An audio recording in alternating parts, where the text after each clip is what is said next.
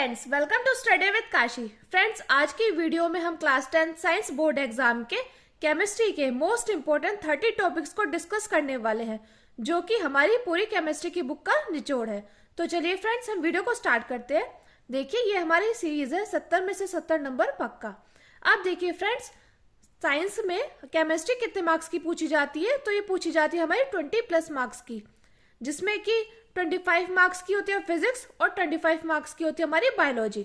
तो देखिए केमिस्ट्री में हमसे क्या क्या पूछा जाता है। तो इसमें बहुविकल्पीय प्रश्न पूछे जाते हैं, लघु उत्तरीय प्रश्न पूछे जाते हैं और विस्तृत उत्तरीय प्रश्न पूछे जाते हैं। जो कि बहुविकल्पीय प्रश्न होते हैं 1 नंबर के और लघु उत्तरीय प्रश्न 2 या 4 नंबर के होते हैं और विस्तृत उत्तरीय प्रश्न होते हैं हमारे 6 नंबर के। तो चलिए हम वीडियो को स्टार्ट करते हैं। तो देखिए फ्रेंड्स, यहाँ पे मैंने 30 इंपॉर्टेंट टॉपिक्स लिए हैं। जो आपका साइंस का एग्जाम है ना, वो केमिस्ट्री के इन 30 टॉपिक से बाहर नहीं जाने वाला है। तो देखिए, हमारा पहला टॉपिक क्या है? रासायनिक अभिक्रिया क्या है, इसके सभी प्रकार, अभिक्रिया व उदाहरण सहित लिखो। तो देखिए, पहली अभिक्रिया कौन सी है? संयोजन अभिक्रिया। और दूसरी अभिक्रिया हमारी वियोजन अभिक्रिया। देखिए फ्रेंड्स, इसमें बहुत सारी अभिक्रिया है, लेकिन पहले हम इसके बारे में बात कर लेते हैं कि रासायनिक अभिक्रिया क्या है। आपको ये पता होना चाहिए। और फिर आ जाता है इसके सभी प्रकार की अभिक्रिया व उदाहरण सहित लिखो।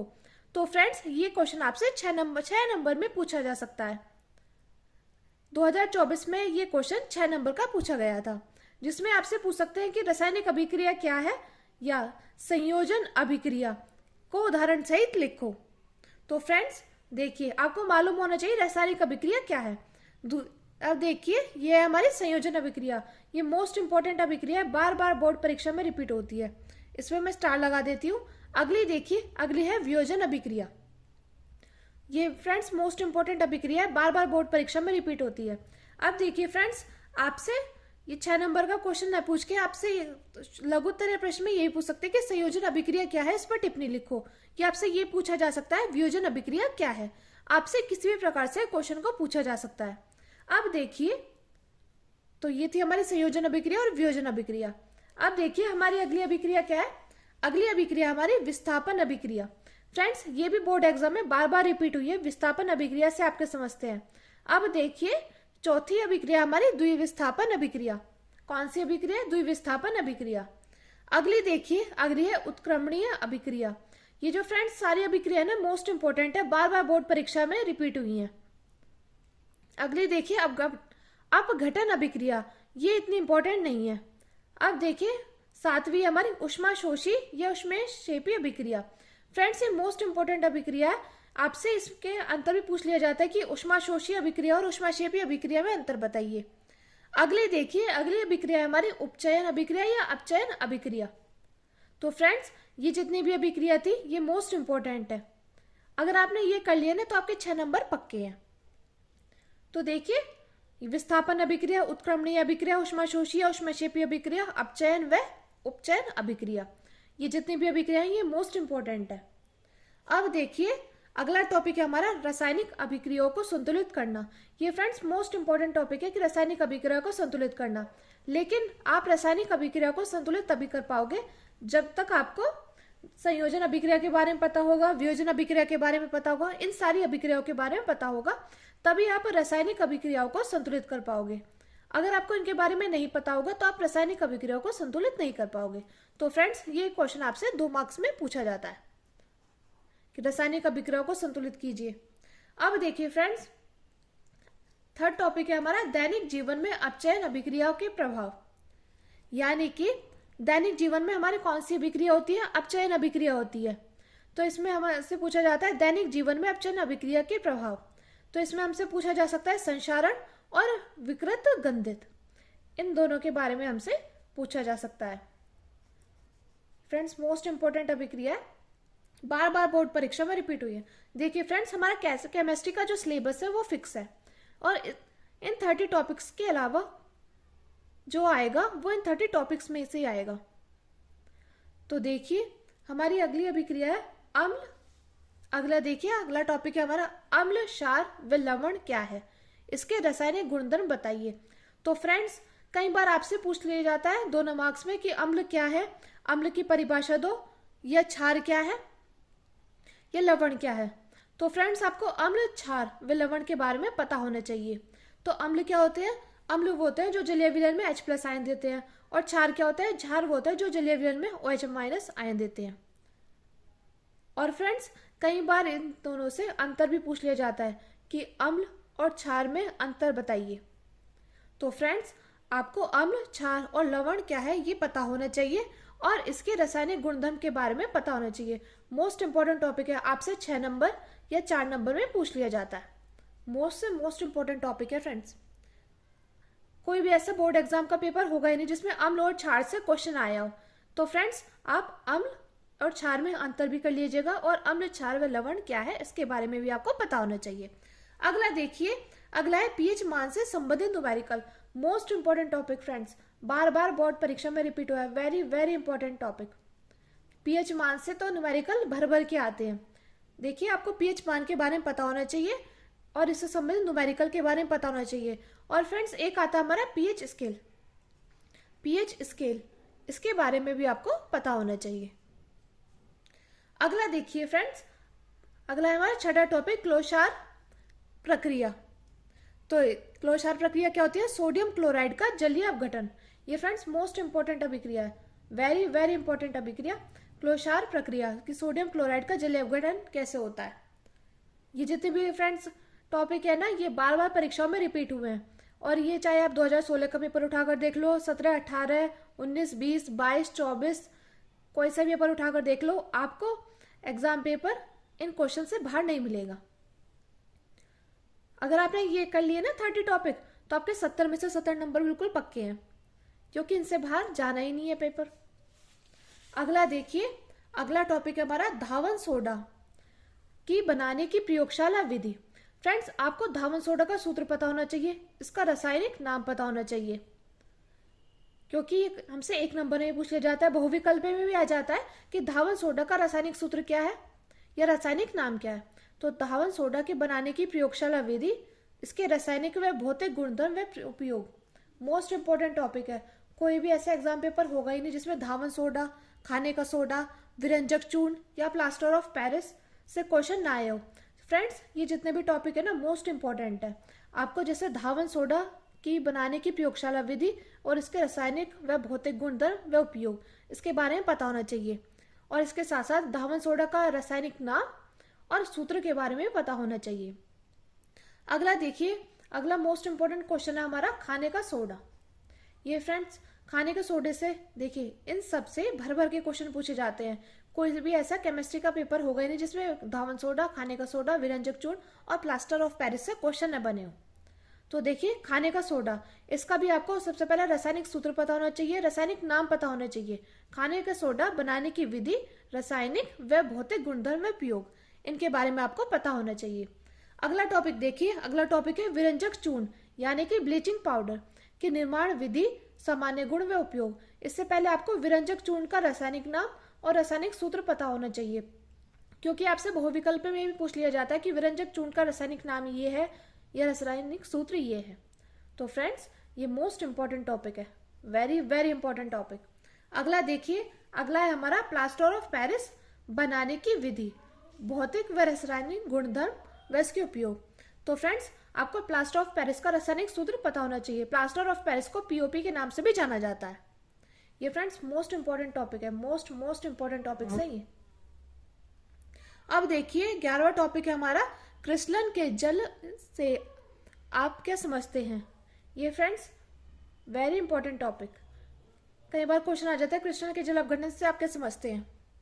अब देखिए अगला टॉपिक है हमारा 12वां, धातु व अधातु क्या है।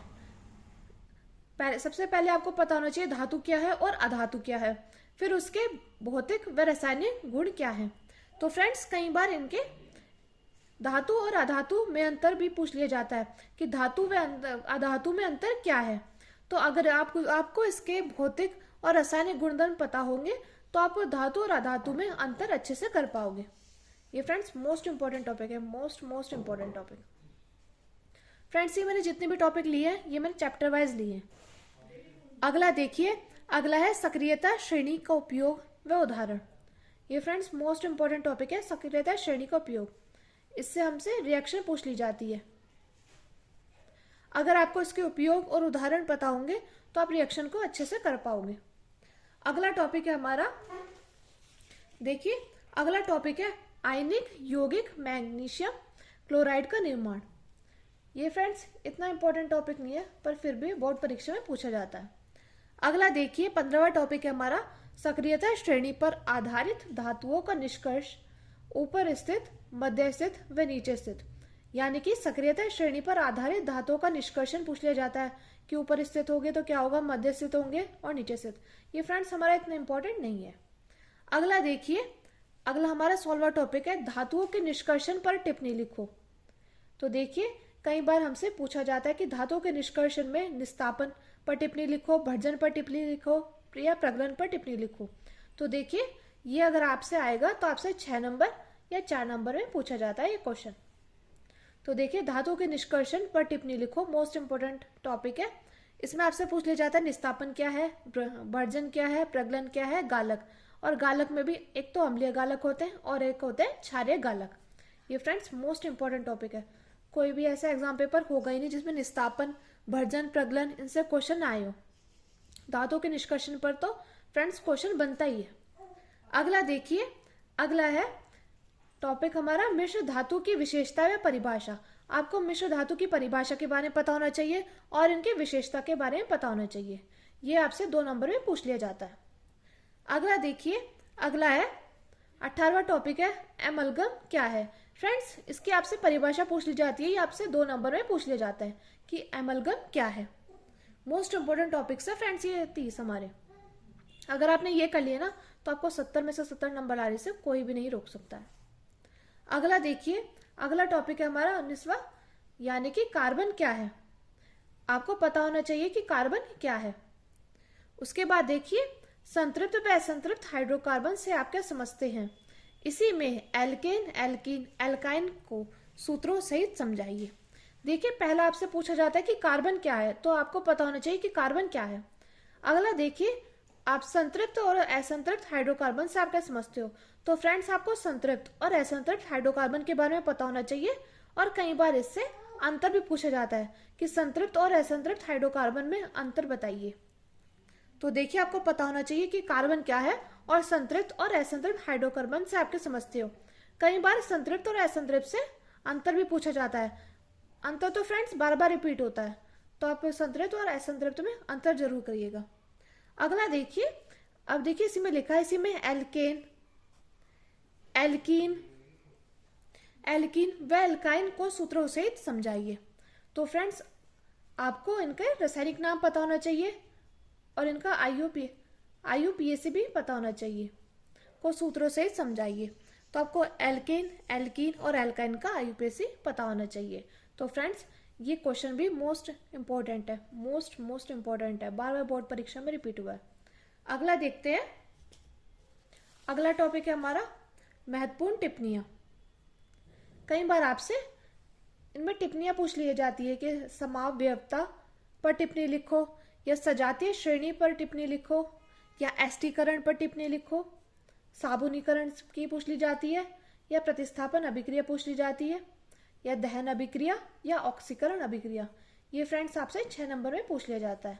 6 नंबर या 4 नंबर में ये क्वेश्चन पूछ लिया जाता है। महत्वपूर्ण टिप्पणियां देखिए, समावयवता पर टिप्पणी, सजातीय श्रेणी, एस्टीकरण, साबुनीकरण पर टिप्पणी और प्रतिस्थापन अभिक्रिया। इसमें प्रतिस्थापन और साबुनीकरण मोस्ट इंपॉर्टेंट है। कई बार दहन अभिक्रिया से भी क्वेश्चन आ जाता है और ऑक्सीकरण अभिक्रिया से भी। तो फ्रेंड्स आपको इन टिप्पणियों के बारे में पता होना चाहिए, ये मोस्ट इंपॉर्टेंट टिप्पणियां हैं। अगला देखते हैं, अगला है हमारा 21वां टॉपिक एथिल अल्कोहल के निर्माण विधि, रासायनिक गुणधर्म व भौतिक गुणधर्म व इसके उपयोग। तो फ्रेंड्स एथिल अल्कोहल के निर्माण की विधि आपको पता होना चाहिए, रासायनिक गुणधर्म और भौतिक गुणधर्म व इसके उपयोग। तो एथिल अल्कोहल का आपको सबसे पहले सूत्र पता होना चाहिए। क्या पता होना चाहिए? सूत्र पता होना चाहिए। उसके बाद इसका रासायनिक नाम पता होना चाहिए और उसके बाद इसका रासायनिक सूत्र पता होना चाहिए। आपको एथिल अल्कोहल का सूत्र, रासायनिक नाम और रासायनिक सूत्र मालूम होना चाहिए, क्योंकि कई बार बहुविकल्प में भी क्वेश्चन आ जाते हैं कि एथिल अल्कोहल का रासायनिक सूत्र बताइए या रासायनिक नाम बताइए। तो ये मोस्ट इंपॉर्टेंट अभिक्रिया है। एथिल अल्कोहल के निर्माण विधि व रासायनिक गुणधर्म व भौतिक गुणधर्म। फ्रेंड्स ये 6 नंबर में आ जाता है क्वेश्चन, मोस्ट इम्पोर्टेंट टॉपिक है। अगला देखिए, अगला है एसिटिक अम्ल की निर्माण विधि, रासायनिक व भौतिक गुणधर्म व इसके उपयोग। फ्रेंड्स एसिटिक अम्ल का भी आपको सूत्र पता होना चाहिए, रासायनिक नाम पता होना चाहिए और रासायनिक की सूत्र पता होना चाहिए। उसके बाद एसिटिक अम्ल की निर्माण विधि, रासायनिक व भौतिक गुणधर्म और इसके उपयोग के बारे में पता होना चाहिए। ये भी आपसे 6 नंबर में पूछ लिया जाता है क्वेश्चन। अगला देखिए, अगला 23वां टॉपिक हमारा साबुन क्या है। तो आपको मालूम होना चाहिए साबुन क्या है और आपको साबुन का सूत्र भी पता होना चाहिए। अब देखिए इसके प्रकार क्या है, आपसे पूछ लिया जाता है साबुन क्या है, इसके प्रकार क्या है और साबुन की स्वच्छ कारक प्रक्रिया बताइए।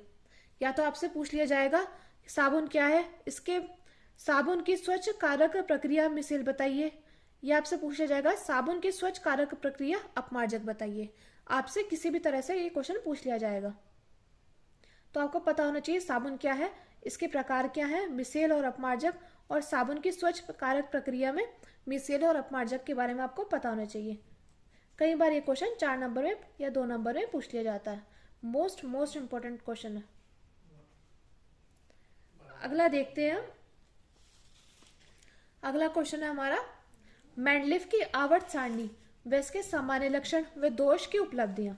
तो आपको मेंडलीफ की आवर्त सारणी के बारे में पता होना चाहिए और इसके सामान्य लक्षण व दोष और उपलब्धियों के बारे में पता होना चाहिए। तो देखिए फ्रेंड्स, आपको मेंडलीफ की आवर्त सारणी के बारे में पता होना चाहिए। तो मेंडलीफ की आवर्त सारणी में क्या है, ये साधारण नियम आपसे पूछ लिया जाता है। देखिए मेंडलीफ की आवर्त सारणी, इसके सामान्य लक्षण और दोष और उपलब्धियों के बारे में पता होना चाहिए। अब देखिए अगला टॉपिक हमारा मेंडलीफ की आवर्त सारणी का संशोधन, यानी कि इसे हम आधुनिक आवर्त नियम भी कहते हैं। आधुनिक आवर्त नियम भी कहते हैं। क्या कहते हैं, आधुनिक आवर्त नियम भी हम कहते हैं इसको। देखिए फ्रेंड्स, मेंडलीफ की आवर्त सारणी और इसके सामान्य लक्षण और दोष व उपलब्धियों के बारे में आपको पता होना चाहिए, और मेंडलीफ की आवर्त सारणी को साधारण नियम भी कहते हैं। और देखिए फ्रेंड्स, आपको मेंडलीफ की आवर्त सारणी के दोष जरूर पता होना चाहिए, क्योंकि जब इसके दोष के बारे में पता चला तभी मेंडलीफ की आवर्त सारणी का संशोधन हुआ, जिसे आधुनिक आवर्त सारणी के नाम से जाना जाता है। तो फ्रेंड्स, मेंडलीफ की आवर्त सारणी और मेंडलीफ की आधुनिक आवर्त सारणी की प्रमुख विशेषता, ये मोस्ट इंपोर्टेंट है। ये आपसे कई बार 6 नंबर या 4 नंबर में पूछ लिया जाता है। मोस्ट इंपोर्टेंट क्वेश्चन है। अगला देखिए फ्रेंड्स, अगला है संयोजकता व परमाणु त्रिज्या क्या है। फ्रेंड्स, ये क्वेश्चन आपसे डायरेक्ट पूछ लिया जाएगा, ये 2 नंबर में पूछ लिया जाता है कि संयोजकता क्या है या परमाणु त्रिज्या क्या है। मोस्ट इंपोर्टेंट टॉपिक है। अगला देखिए, अगला और लास्ट हमारा निरूपक तत्व विकर्ण संबंध तत्व क्या है। इससे फ्रेंड्स क्वेश्चन आ जाता है, मोस्ट इंपोर्टेंट क्वेश्चन है। तो फ्रेंड्स, ये जो हमारे क्वेश्चंस थे, ये हमारे 27 टॉपिक मोस्ट इंपोर्टेंट है, बार बार परीक्षाओं में इनसे क्वेश्चन आते हैं। तो फ्रेंड्स, मैंने आपको जितने भी 27 टॉपिक बताए हैं, मोस्ट इंपोर्टेंट टॉपिक है। आपने अगर ये कर लिया तो आपको 70 में से 70 नंबर लाने से कोई भी नहीं रोक सकता है। तो फ्रेंड्स, मैं उम्मीद करती हूँ आपको ये सभी क्वेश्चन अच्छे से समझ आए होंगे, और मैंने आपको बताया है कि ये क्वेश्चन किस प्रकार से आपसे पूछे जा सकते हैं। अगर फ्रेंड्स आपको वीडियो अच्छी लगी हो तो प्लीज़ हमारे चैनल को सब्सक्राइब कीजिए और वीडियो को ज़्यादा से ज़्यादा लोगों में शेयर कीजिए। Thank you, thanks for watching.